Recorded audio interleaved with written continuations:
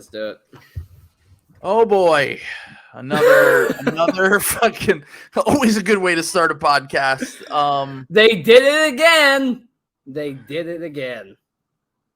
Unbelievable. There is no team that, like, when you think about NBA history and you think about the Lakers, the Showtime Lakers, you think about the 96 Bulls, you think about the Kevin Durant Warriors. If the goal was to lose in the second round in embarrassing fashion, the Sixers will be up there with all of those franchises. No one does it better. Look, I'm telling you right now, the Larry Bird Trophy is my new Super Bowl. That's the Lombardi. Someday we will reach the promised land, and we will get it. It doesn't even. We're gonna get into this. It doesn't even hurt that much anymore. Is what is terrible. Yeah. I'm not. The Kawhi shot. I was done for like a week, man. Yep. I don't even remember that month. That was gone after that. Now I'm podcasting. Yeah, I mean, I think between the Kawhi shot, the Hawks series, because someone described it perfectly earlier when we were talking about like the levels, like if they lost tonight, how badly would we feel? And someone was like, tonight would just be more apathy than anything else. Yeah, it would just be kind of like we already knew that the Sixers were fraudulent in the past.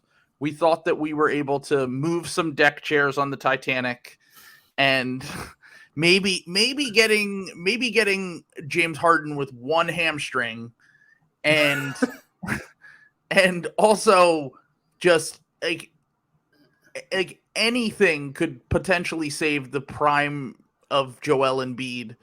And it seems I do have to say shout out to Oklahoma City Thunder MVP Tobias Harris because he balled out for like 5/6 of this series, which is pretty good.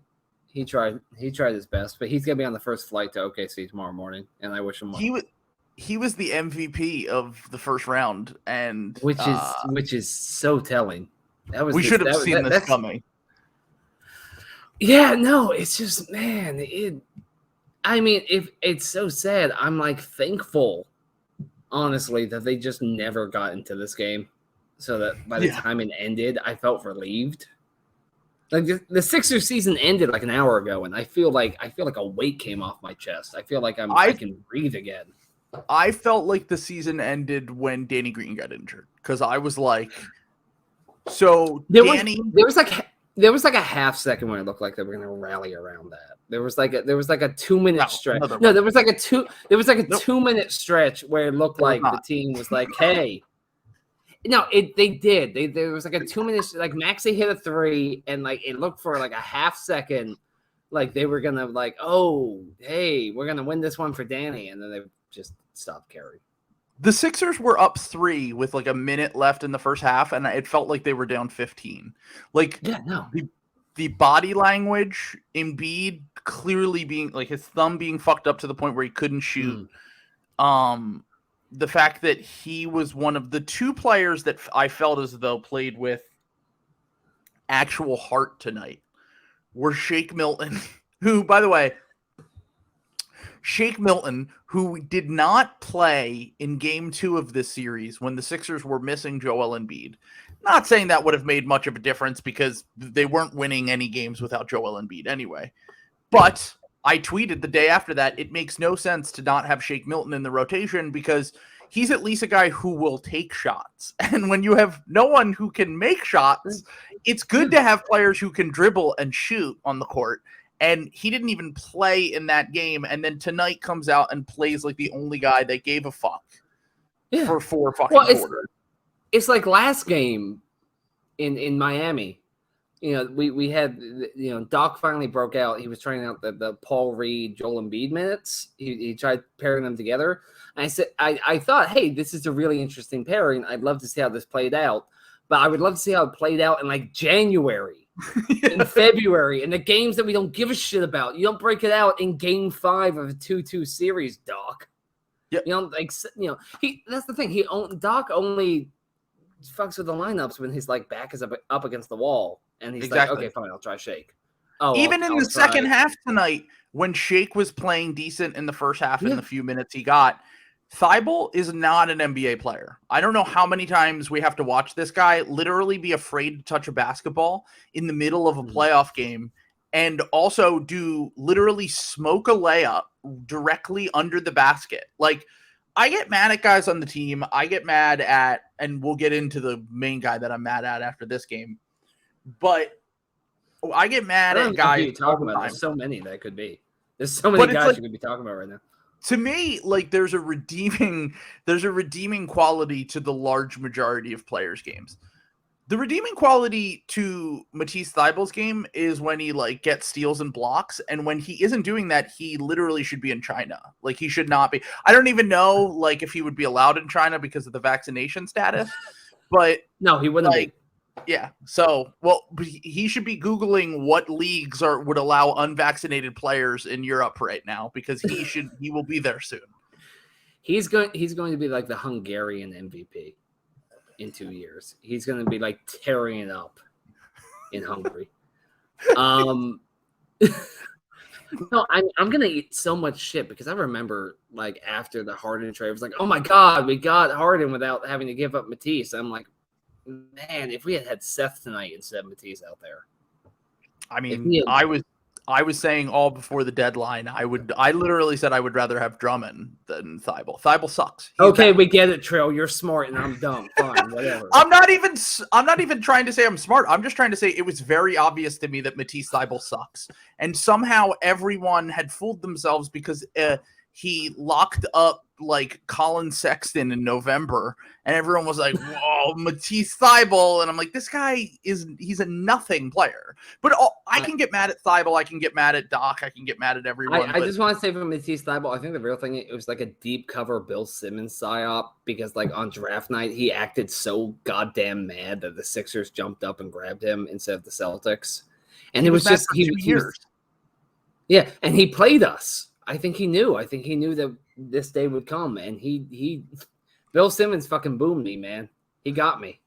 Don't give Bill Simmons any credit. He literally he loved Thybulle because he made flashy plays, and he was, as Spike Eskin put it perfectly, he's the defensive version of like a bench bucket getter who like makes these flashy plays and then is horrible at literally everything except for those flashy plays. He's 38-year-old Jamal Crawford, but like on defense.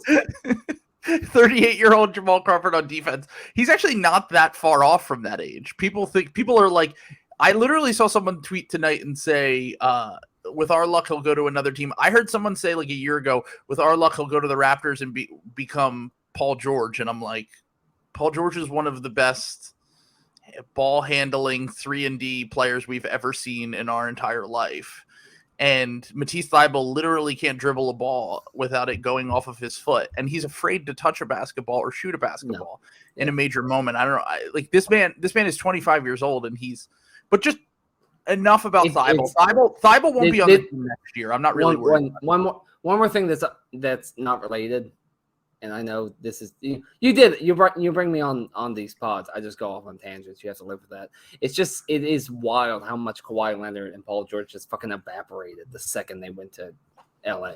The second they went to the Clippers, they just like dissolved. Because Paul, like you said, Paul George is a great player. It's just the second they went to the Clippers, I know they just both like their legs gave out at the same time. Yeah, I mean they're just like injured all the time. Yeah.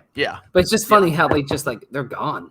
Like, it's just like out of they're going to come roaring back one of these days. We're like, oh my God, what the hell? It's like, yeah, they've been there all along. Anyway, the Clippers will be very good next year, but Doc Rivers definitely cursed that franchise for sure. I mean, they were already cursed before Doc, and he's like their best coach ever. If Doc Rivers is the best coach in your franchise history, you should just fold, is my opinion. But oh wait, I have a bad question for you. Who's the best coach in Sixers history?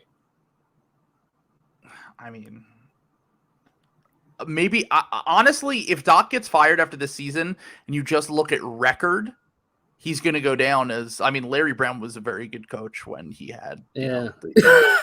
Like, I mean, he was. Okay. It's like, I mean, record-wise, he might not be the best, but he's definitely a much better coach than. And I honestly don't even remember the name of the coach from the 80s that won the titles. So it didn't matter. It didn't matter. They had Moses Malone and Dr. J at the same team. It didn't matter. Yeah, well, coaching generally speaking doesn't matter, but like I just keep thinking about like the guys that will be here next year, and like I'm not going to get too mad at Tobias and Thybulle and Doc because they're all gone. Like, I mean, like I'm not going to waste my time sitting here bitching about them. The one guy that is not going to be gone is Mr. James Harden, who 2 shots. Look, he in the first half was at least taking shots. He went 4 for 7 in the first half. And we've all heard about big game James and small game James and like all that shit. But I just kept, while I was watching this game tonight, I just kept thinking, and this was something that I had discussed before the playoffs, something I discussed during the playoffs, and watching that Bucks Celtics game last night. I was live streaming, and during the live stream, I was like, well, there's no way. Like, the Bucks look like shit. They're down 14 with like 5 minutes left. Like, this game's over. Like, the Celtics won. Yeah. Because I'm so used to just watching the Sixers just be like, who gives a shit? Like, we're done. Like, let's throw in the towel, blah, blah, blah. James Harden was pathetic in the second half, dude. Yeah. Absolutely pathetic. I mean, the main reason we got James Harden was because we needed him to not be Ben Simmons at the end of big playoff games.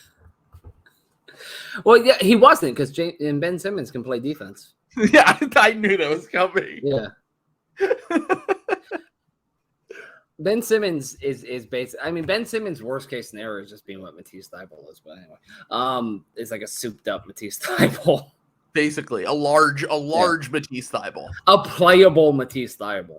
Who can dribble a basketball and pass a basketball. Yeah, and pass it. Yeah, that's true. That's true. He's like if like Rondo had Matisse on his shoulders and they were just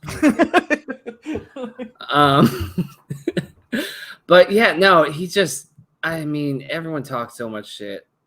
And like, I would still do the Ben Simmons trade every time because I get it. You have to do it. But like, yeah, he just disappeared in the second half. He just wasn't a factor. He just wasn't there. And I get passing and I get your hamstring hurts, but like, or like might not exist. I don't know. Does he even have a hamstring? I don't know. We need to have some. We need to get him HGH. We need to get him fucking. I mean, we're talking about guys who won't matter because they're not gonna be here. James Harden's going to be Rico Act in like a week. He's gonna be forced to testify against Young Thug within like a week. It's not gonna matter. It's gonna be a whole thing. He's gonna be in witness protection. It's gonna be like the end of Goodfellas. He'll just shave the beard and he'll disappear. He'll walk off into the general public and like no. Henry Harden. We're gonna have Henry. The last 30 minutes of Goodfellas. Yeah. But like, I do feel as though like I think that one of the things that I talked about was like this team feels like they're designed to collapse. And like the thing is, they didn't even have a lead to collapse. It was just like they came out flat. They looked like shit for the second straight game. And like the second that James Harden faces any adversity, like Joel Embiid was playing with a broken face, a thumb that he's going to need to get surgery on, was fucking visibly exhausted. By the way, I understand that like we're going to live and die with Joel, but like Doc, Doc, his halftime adjustment for the second straight game, when they asked him during the interview, literally said the same exact thing that he said in the last game, which was, well, we're just going to have to force the ball to Joel more. And then I'm like, dude, he's literally dying. You can't go to James Harden and Tyrese Maxey and Tobias Harris and be like, hey, he's dying on the court. We need you guys to step up for like 5 fucking minutes so that he can catch a fucking breather and he doesn't die on the court. Yeah. No, I said this in the middle of the game, and I think you saw it. It's just like the truth is the Sixers as an organization, at least in the post-Hinkie years, have honestly been like one of the most incompetently run franchises in professional sports. Like we're talking like Kings level bad. We're talking like just like fucking Jacksonville Jaguars level bad. Just like honestly incapable of making smart, forward-thinking decisions ever since Hinkie got the boot. Like the Colangelo, Elton Brand, and then like after that, there was just like a bunch of Colangelo holdouts who were like running the show with Elton Brand. Ned Cohen era. Yeah, it was just like just completely squandered everything that the franchise had built up. And like they really have just been propped up by like how insanely good Joel Embiid is, just like a generational player. And like it just shows in moments like this, because if Joel Embiid's ever anything less than 100%, which he usually is by playoff time because he had to carry the entire team the entire regular season, right? They just collapse. They just have nothing left in them. They just have nothing to give. The rest of the team doesn't have anything to contribute. They're all, just they and you have a coach. Like I said, you've got like Doc Rivers, who spent the entire regular season playing guys he knew he was not going to be able to play in the playoffs. DeAndre Jordan, Paul Millsap. The second we had Andre Drummond, but we had to lose him. Matisse Thybulle was has never been playable in the playoffs. He's not playable in the playoffs. Why is he getting 25 minutes a night? Why is he starting when we get James Harden? No. And we just never got he never experiment.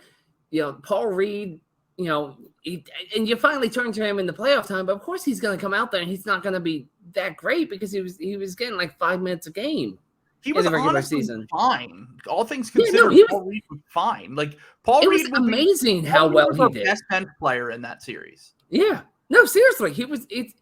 It's incredible how much if Paul Reed gets a coach who will actually give him some decent minutes, he's going to be great. It's just that he went out there, and obviously he hasn't played, and now he's in crunch time, and he was trying his best. He fouls a bunch, but that's just because he hasn't been out there, man. But yeah, I mean, he played less than 500 minutes in 2 seasons combined. Yeah. And also, like, does Charles Bassey exist? Like, I know we didn't have much, but like, what else an NFT. We had to sell him because times are hard in the crypto market now. How bad is this 48 hours for Daryl Morey? Because the Sixers are eliminated, and he's lost 98% of his net wealth because he dumped it on 8 pictures, and they're all gone now. He gets paid in Litecoin. His slurs. He's like Eric Adams, the mayor of New York City, who is now going to owe money on his paycheck.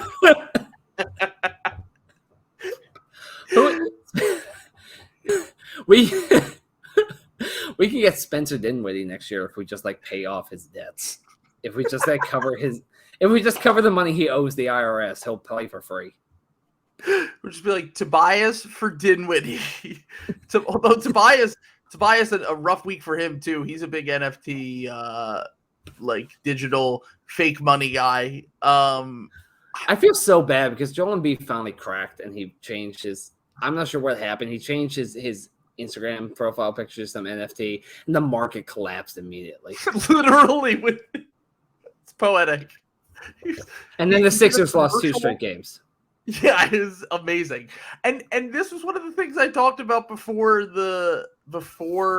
when after the Sixers won game 3, I was like, look, dude, like I know we won game 3, and like I feel much better than I felt before game 3. But also the Sixers have 0 margin for error they now need to win 4 of 5 games. And even if Joel Embiid was 100% healthy, it's really hard to beat a team 4 out of 5 times. Yeah. And they gave themselves no margin for error losing those first 2 games. Joel's out. It's a freak injury. What can you really do? You battle back into the series, but at the same time... I just want to say real quick, I will blame Pascal Siakam for this series until I die. I will tell up and down that they'd be NBA champions without Siakam. I know they wouldn't be, but I'll just say that forever. Yeah. What's going on, guys? I am very excited to announce that Philly Sports Trips is now the official travel partner of the You Know Ball podcast. The biggest reason why I've partnered with Philly Sports Trips is really simple. I give them my money. I have a mini vacation that involves the Sixers, Eagles, and Phillies, and I don't have to lift a finger to plan anything. I can party as light as I want or as hard as I want, and Philly Sports Trips takes care of everything that I hate. The planning, the organizing, researching where to go, and I get a 5-star hotel, non-crazy flight schedules, and tailgates that have unbelievable food and booze, and most importantly, it's a douchebag-free zone. These are just some of the many reasons that I am excited to partner with Philly Sports Trips. I can't wait to go on a Sixers trip next season, and Uniball is absolutely going on the road to at least one Eagles game. So let me know which Eagles game you would want to go to, and I would love to do a huge Uniball road trip. Out of all the cities, I'm thinking New York or Chicago, but I want to know what you guys think as well. So tweet at me at TrillBroDude, DM me, comment on the YouTube, and let me know which Eagles game you guys think we should go as a group this season. Phillies and Eagles trips are booking right now. So head over to phillysportstrips.com and let them know that You Know Ball sent you for 2 very important reasons. Not only does it help fund the podcast, but we'll have VIP events and goodies specifically just for You Know Ball listeners. phillysportstrips.com, premium travel for every Philly sports fan, and a proud sponsor of the You Know Ball podcast. I mean, Look, we're sitting here.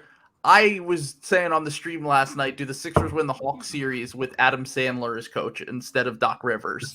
Like if he comes to the Sixers and is like, just has a good crew of assistants, could Adam Sandler have coached us to a title last year? So I'll tell myself anything I need to cope with what has continued to just ruin my life. It's like, I decided to start a podcast and everyone was like, yeah, we might just not care about the Sixers anymore. Everyone just collectively is like, this is too painful. Now, I'm going to tell you one thing. This offseason is going to be the trade slop offseason.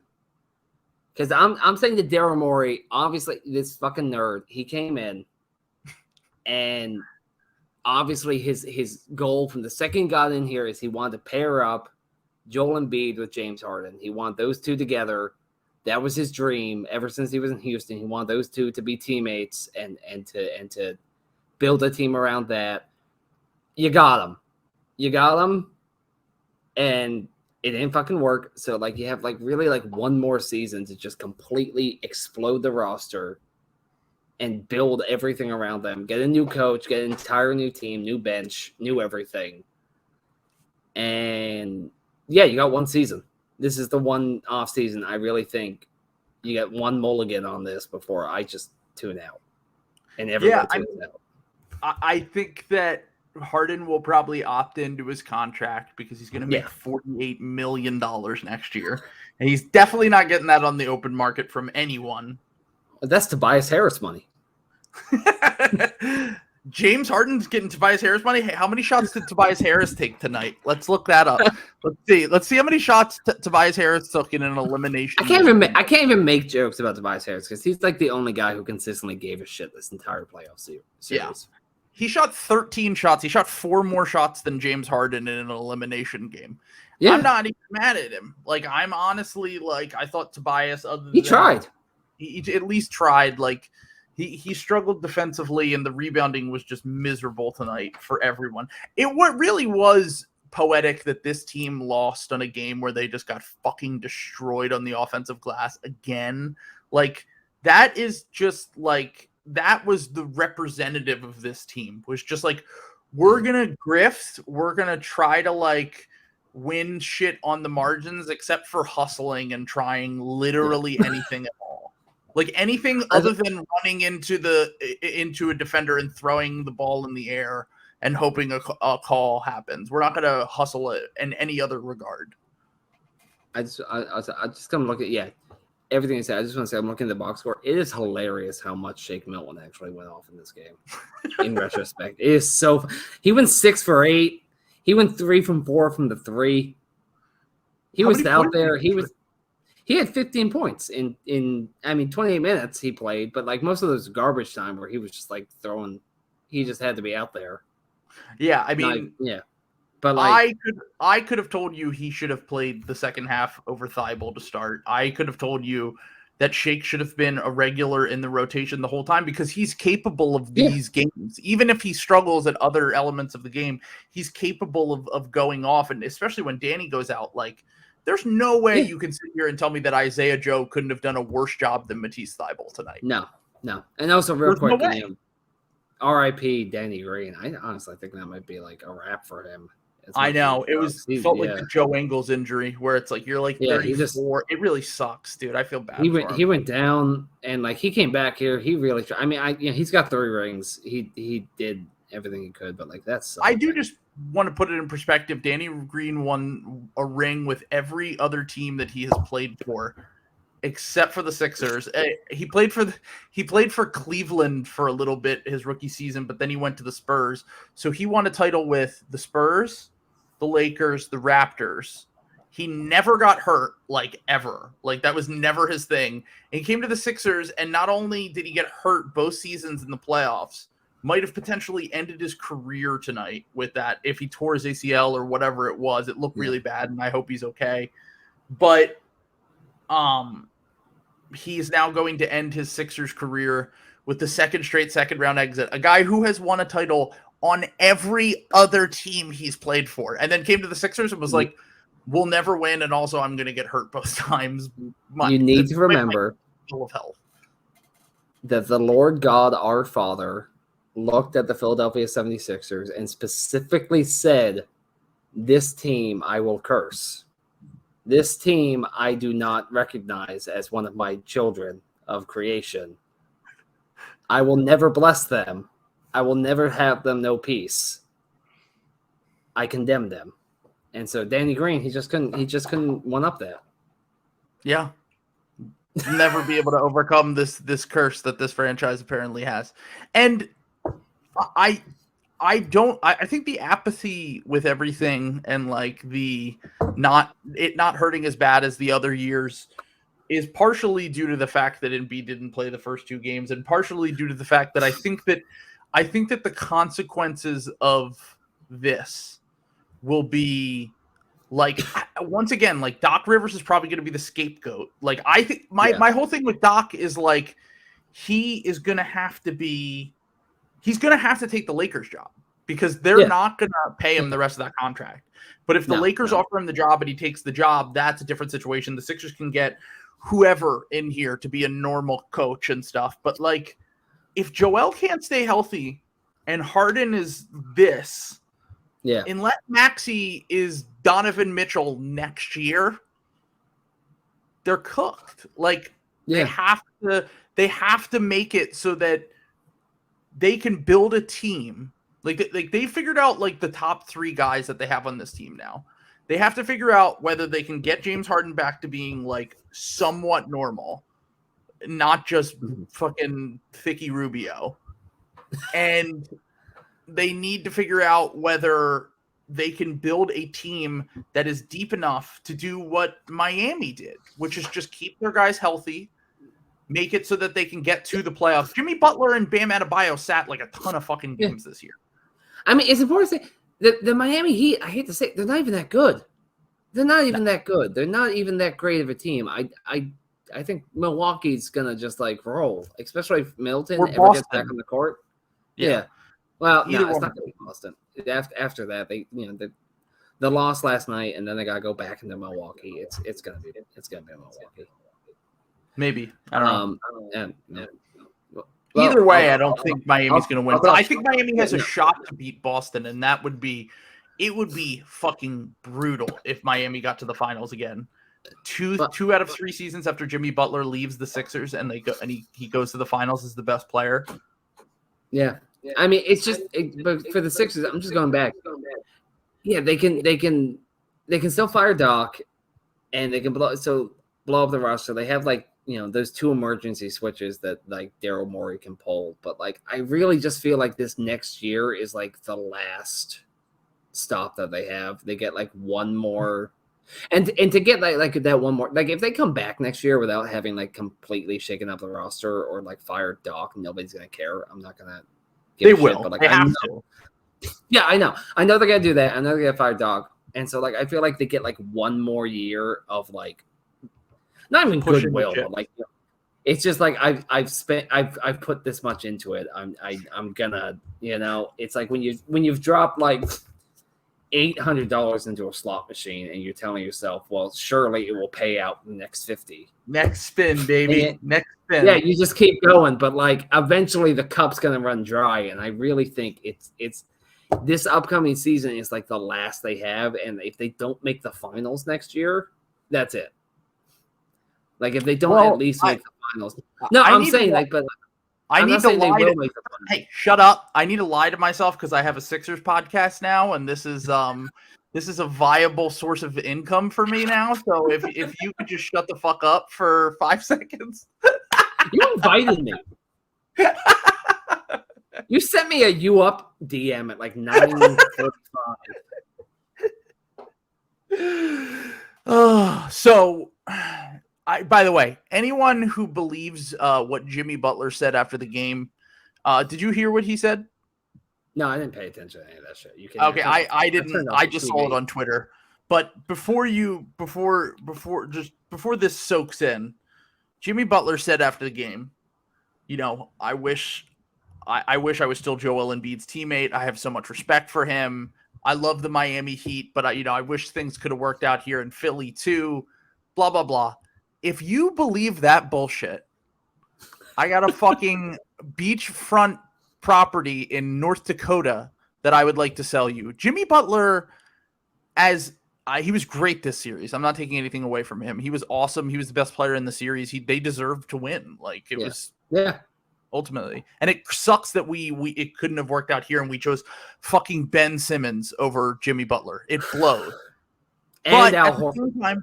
Yeah, well, that's one of the best players in the playoffs this year, Al Horford you're talking about.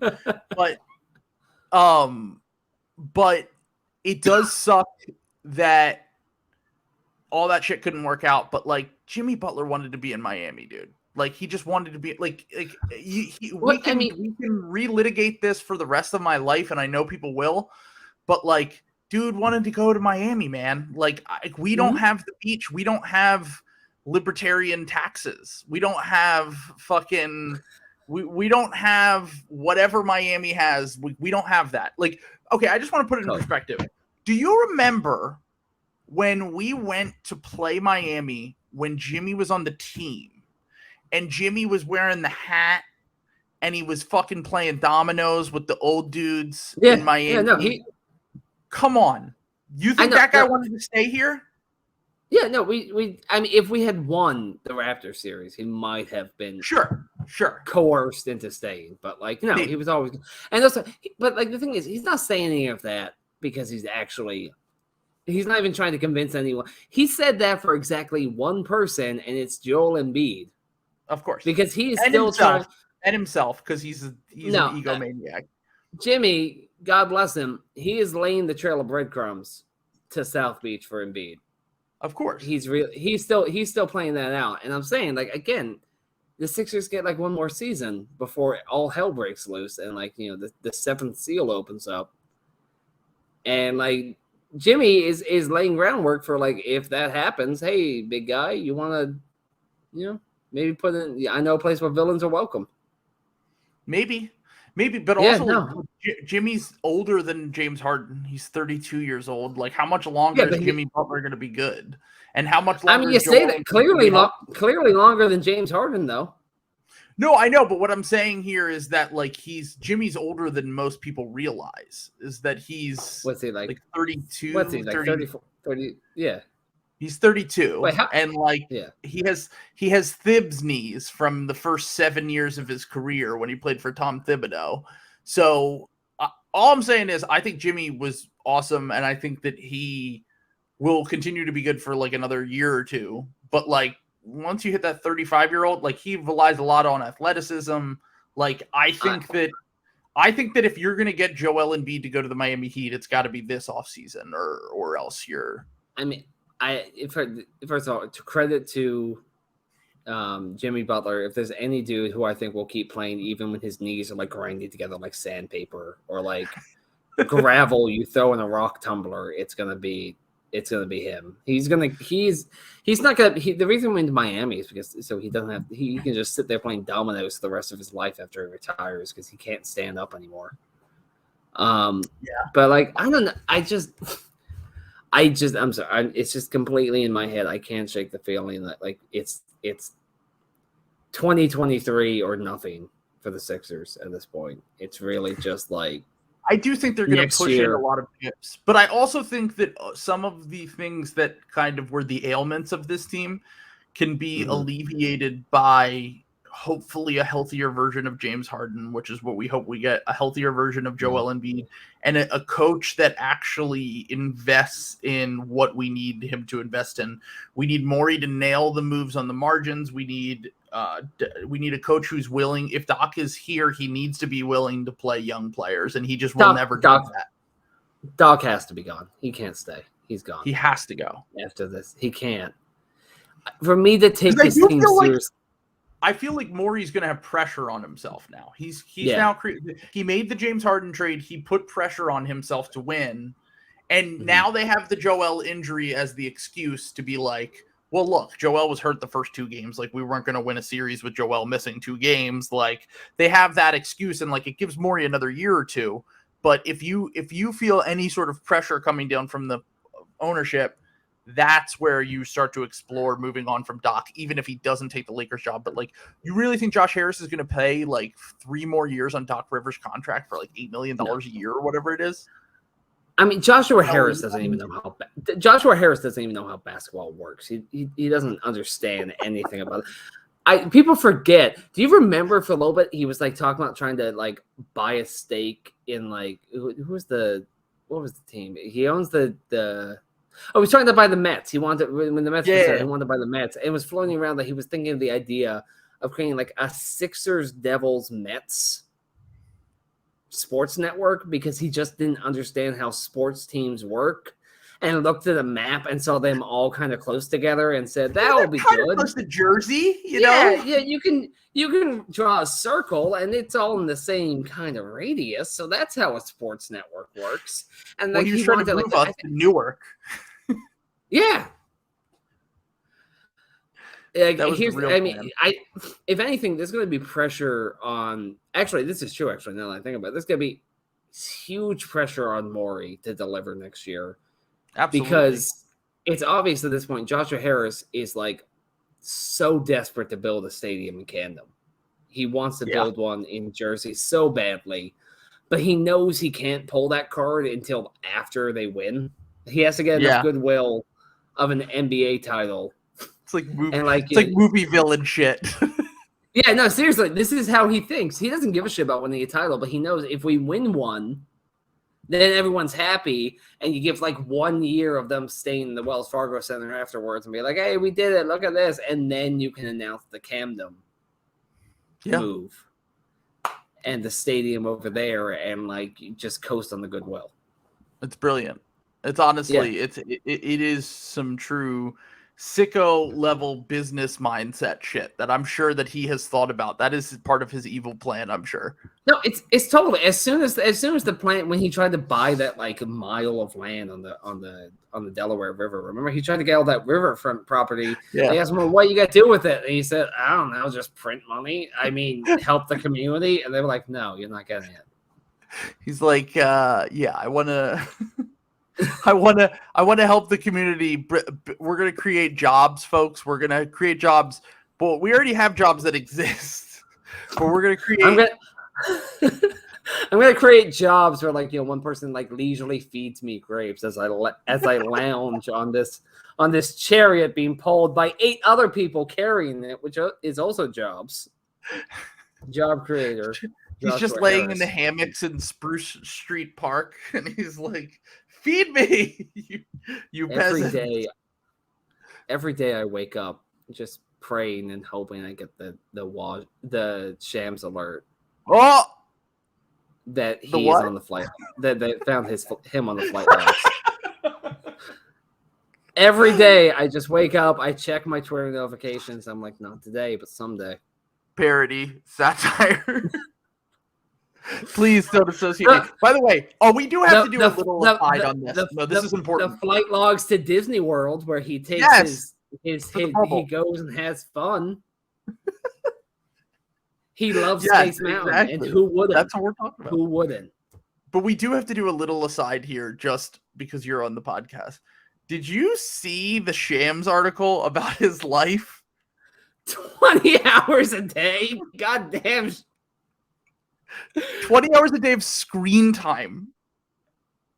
He's not this, and you know what? That's why he's number one now. You watch on draft night, he is slapping the shit. He is slapping the shit out of Adrian.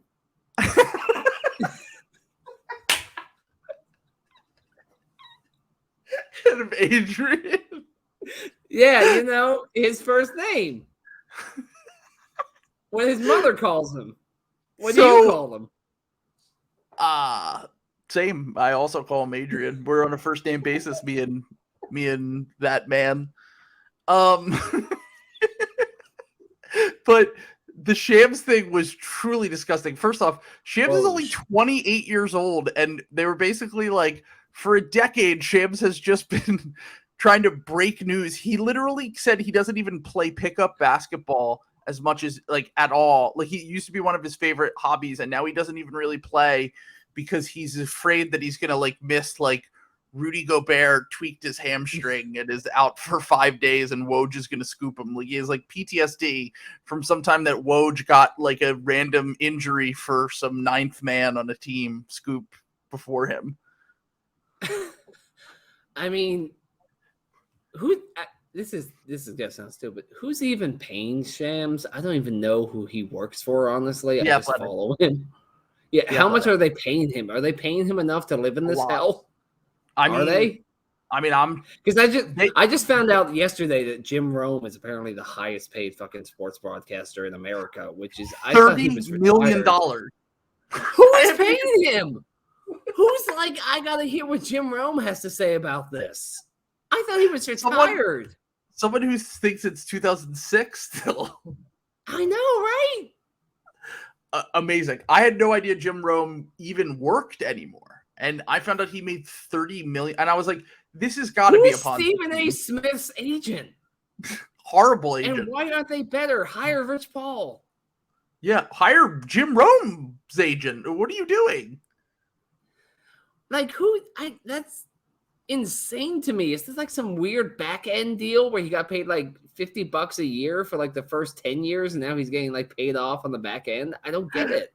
Yeah, I genuinely did not understand that, but no, I thought if you had told me Jim Rome died in like 2014, I wouldn't have been able to argue with you. I might have thought that's surprising. I didn't think Jim Rome was dead, but I wouldn't have known enough to argue about it. Yeah, Jim Rome has died. He has died in a fire, folks. Jim Rome is burning.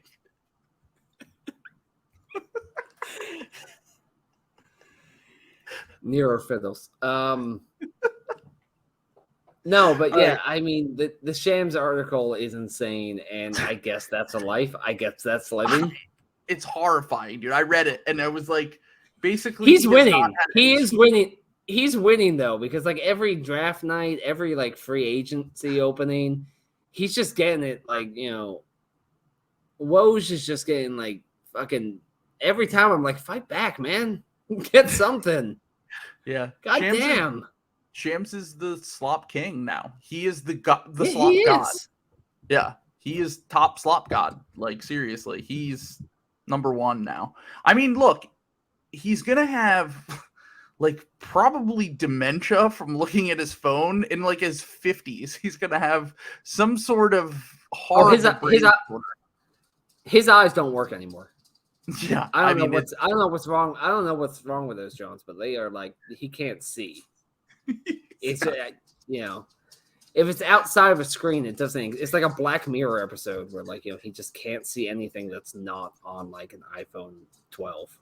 Yeah, he's going to have cataracts for sure. 100% chance by the time he's 30 years old. He's only 28 and he lives.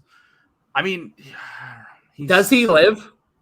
Is this living that we call what he does? I don't know, but his life is honestly sounds horrible to me. But How more does power Woes to Shams. sleep at night knowing that he ruined this young man's life? He's like Michael Jordan. Woj was like Michael Jordan, and Shams is like LeBron. I mean, I guess if LeBron has a life. He lives. Yeah, true. He had this whole offseason off.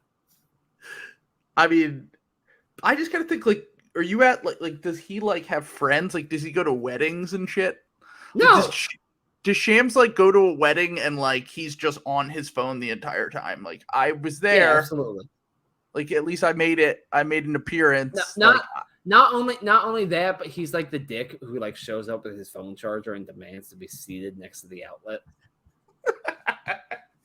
And like brought like an extension. You know how many cord Mophie cases? Shams has an entire backpack worth of Mophie cases. Just fucking, he'll never have a dead phone battery. Also, he definitely has at least 2 phones, probably 3. He has like, are you kidding? He has like a fucking like. Remember Yu-Gi-Oh? And like they had like the dual deck that was just like unfurl on their arm. He has that, but for phones. He just has like 8 that all like at the same time. Didn't he break Trump having COVID? He did. Wasn't that a sham? Wasn't that shit every once in a while? And I'm like, every once in a while he breaks some, like someone died or some shit happens. Like, why does Shams even have this contact? How the fuck did this happen?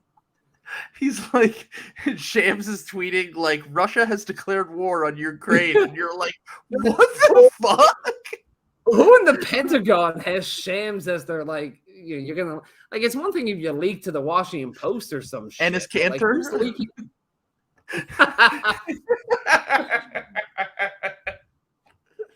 I think you mean and his freedom. Yes, I apologize. First of all, my bad. Honestly, and I'll never. First of all, the Sixers win in 5 with Ennis Freedom on the team. Absolutely. So, how are Trill and Matt coping? They've talked about Sham Charania's social life and lack of for 10 fucking minutes. But let's just wrap it up here quick with the Sixers.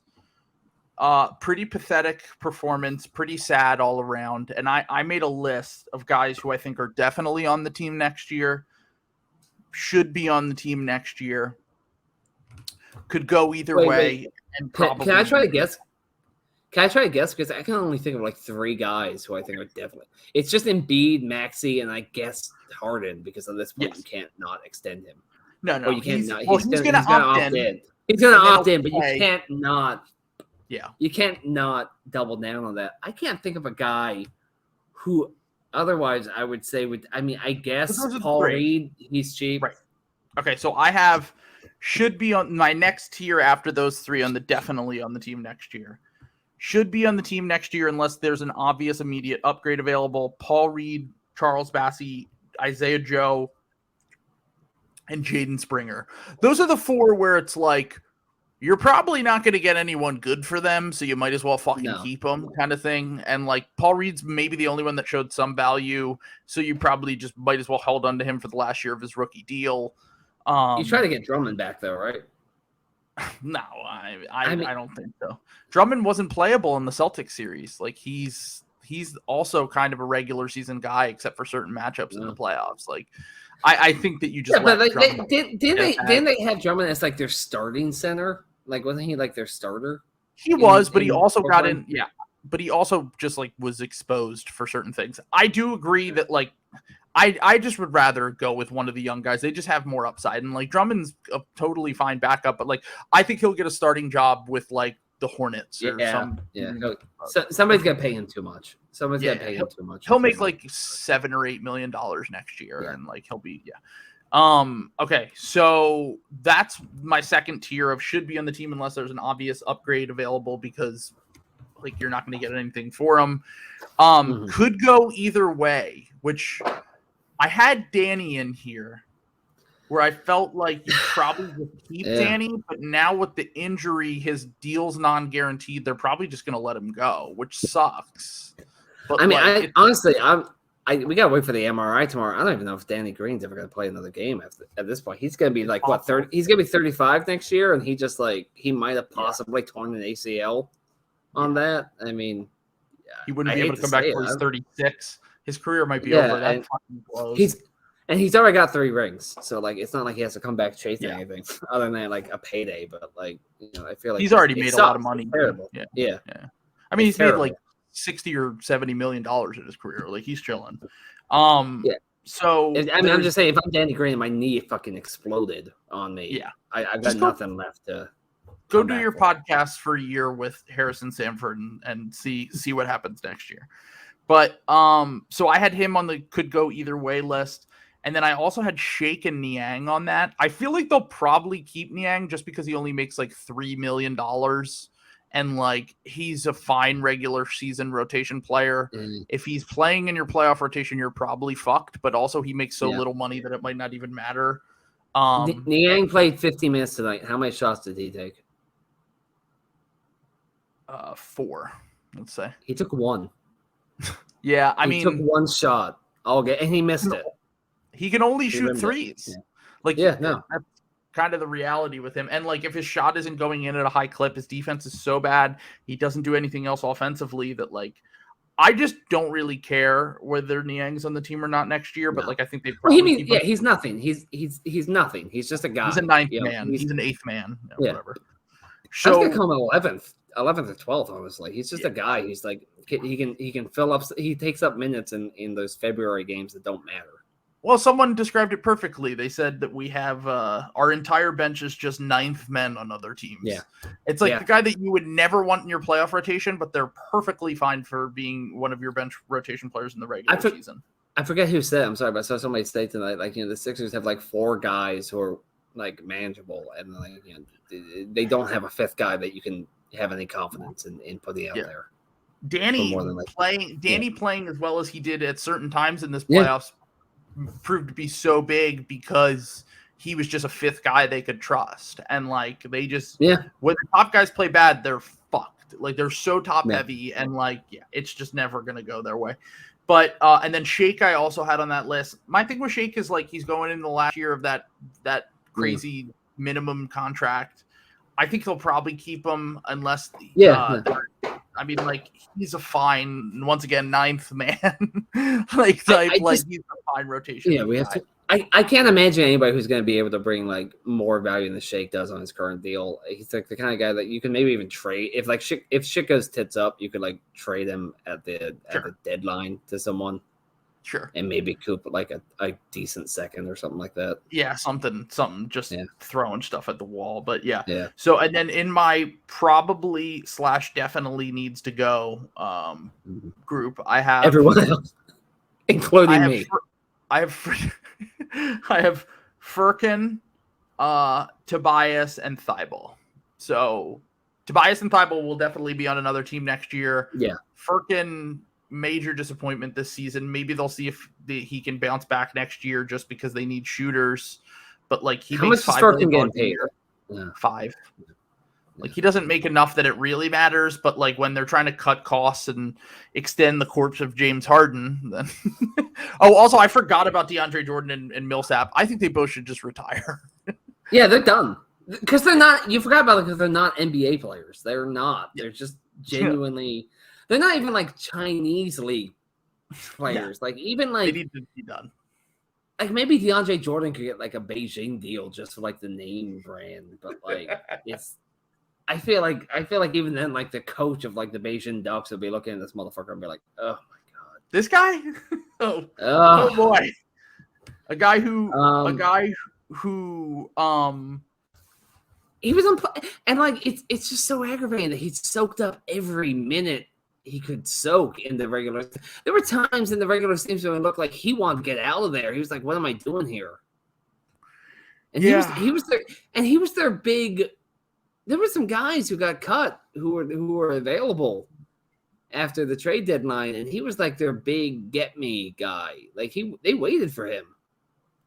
Yeah, I mean it's kind of pathetic. Like if we live in Hell World and Doc Rivers is back next year and Daryl Morey gives him another fucking veteran wash center to play. If he signs Tristan Thompson this offseason, I'm gonna lose my fucking mind. For real, Daryl Morey. Stop giving this guy fucking veteran wash centers to play. And any fucking vets, dude. Don't roster vets that are bad ever. Just get rid of vets who are bad, and we'd be fine. It really does feel like they were just trying to appease Doc for a while with these guys. They were just trying to and I don't get why. Like, what's he done to earn it? Yeah. And like, I'm not saying like any. To be fair to him, like I don't think any other coach. I don't think there's like a coach who can come in who would have been able to come in here and really find something that worked with this roster, because it was just so like lopsided and rickety. But like, Doc just never really tried. He never experimented with it.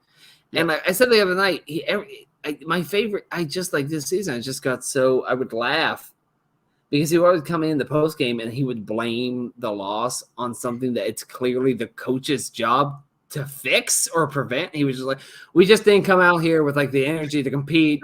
We didn't come out here with the need to win. I was like, oh, geez, Doc Rivers. If only there was someone on the Sixers staff. We didn't whose job it was. Yeah. Man, and it didn't. No, the team just didn't execute this game. They didn't really, it was sloppy. It was like half-hearted. It's like, yeah, head coach Doc Rivers. I wish someone on the roster had the job to prevent that shit. I heard after the game that Doc Rivers at the press conference. I saw a clip of him when Howard Eskin basically asked him like, do you feel confident in your job and like, what you accomplished this year and will you be here next year? And he was basically like, every time you've ever been wrong at your job, do you get fired? I was like, great way to start off the press conference. I mean, when you're the top 15 coach of all time, you can say that. Yes. Exactly. Yeah, you don't need to self-reflect. Everyone else needs to self-reflect. You are the protagonist of reality. You are setting up your tea time for Saturday right now at Bel Air Country Club. You are the king. We all should bow to Doc Rivers and Daryl Morey too. What a genius fuck this guy is. So I think we should all just pay our respects to the kings and gods that run the Philadelphia 76ers. Can't ever seem to get past the second fucking round, and we're in Groundhog's Day once a fucking again. The only thing that warms my heart is that Daryl Morey lost $8.7 million yesterday in crypto. Conservatively, $8.7 million yesterday in crypto.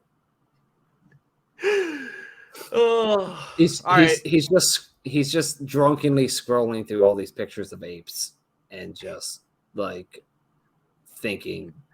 He's listening to Marvin's Room by Drake. Cups of the He didn't even know what game was on tonight. Wait, real quick. I'm gonna ask a like $50 question and give you 10 seconds to answer it. Doc leaves for LA. Who's the first guy you call? Well, I personally would just hire Sam Cassell. Like, I think that just like the players like him. Yeah. I don't know how he is as a tactician. The players seem to like him. He got a lot out of Maxey this year.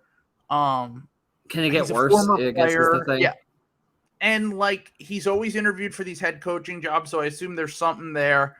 So if you just keep it in-house, go Sam Cassell, and if you go with someone else that's outside of the organization, don't go for Mike D'Antoni. Like, I like Mike D'Antoni, but like Mike D'Antoni's 71. He's already done the James Harden thing.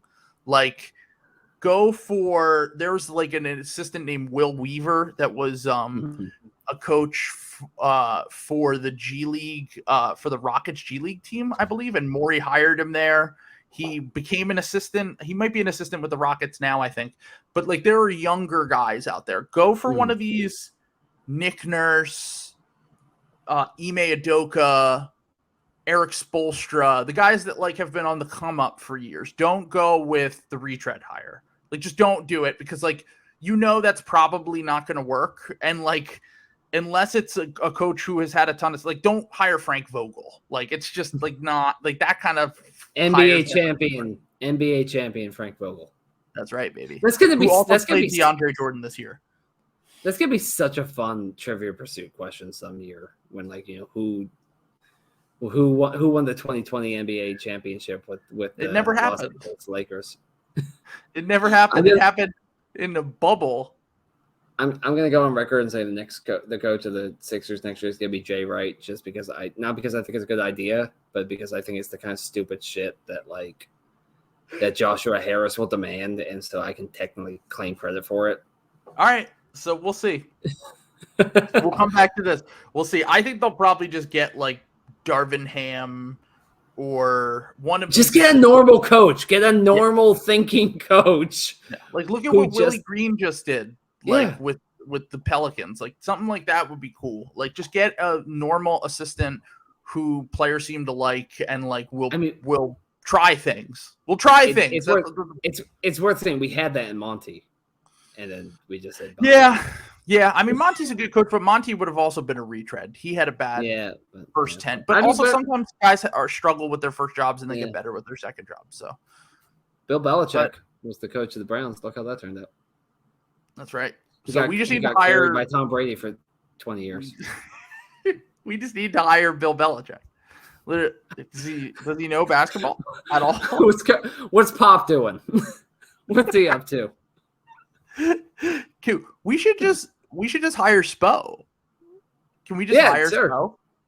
Yeah, sure. Why not? Make him an offer he can't refuse. Although I don't know. Would you want to leave? All that Miami's gonna collapse in the sea within 5 years. So. Okay, all right, we're done. We're not gonna be those guys who say this after a bad loss. The other city. It's not me. I'm saying. Call your representatives, demand a Green New Deal. We need to save Miami so the Sixers can have their revenge. There you go. There we go. Stay woke. All right, guys. I'll talk to you again soon. Hopefully next time I'm not as apathetic and pissed off. But Matt, thanks for coming on. I really appreciate it. And fuck our lives. Yeah, no. It's never gonna get better. It's just gonna get worse. Go Sixers.